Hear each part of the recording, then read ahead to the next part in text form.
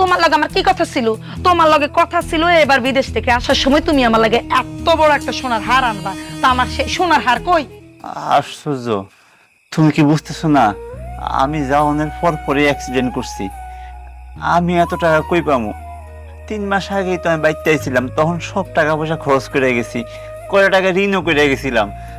গিয়া 2 মাস কাম করলাম, ওই টাকা পরিশোধ দিলাম। হাতে তো আমার খুব বেশি টাকা পয়সা নাই শোনা, তুমি একটু বোঝার চেষ্টা করো। দেখো জাহিদ, ওই রকম সুদূর বুদুর শুনাই আমার কোনো লাভ নেই। প্রত্যেকবার আসলে তুমি একটা না একটা বাহানা দাও, আজকে হইছে কালকে হইছে পরশু হইছে, তুমি আমার লাগে এ পর্যন্ত কোনো সোনার চেইন আনো নাই। তুমি যে আমার বিয়ে করছো, আমার উপরে কি তোমার কোনো দায় দায়িত্ব নেই? তুমি যত টাকা পয়সা দাও সব কিছু তোমার সংসার আর তোমার মায়ের পিছনে খরচ হয়, আমার লাগে তুমি কি করছো? টাকা আমি কই পামু কও? আমি যা কামাইছি সব তো তোমার অ্যাকাউন্টেই দিছি, তুমি তো সব জমাইছো তাই না?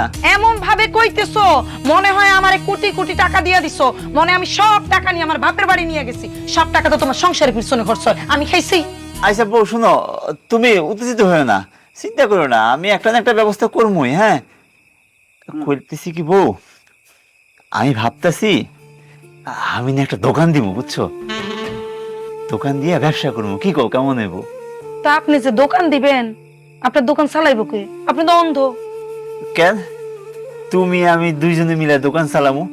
আমি বিদেশে মেলা দেখছি, জামাই বউ দুইজনে মিল্লা কি সুন্দর ব্যবসা করে।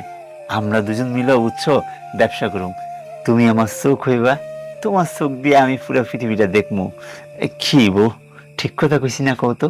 ওরে বাবারে, প্রেম একবারে উতলায় উতলায় পড়তেছে। আগে তো এত প্রেম দেখিনি, এখন আন্দা হল লগে লগে কি প্রেম একবারে উতলায় উতলায় পড়তেছে। শোনো, আমি তোমার এই ধরনের কথা শোনার ধৈর্য আর সময় আমার কাছে কোনোটাই নেই। আমার বহুত কাজ আছে, আমি কাজ করতেছি।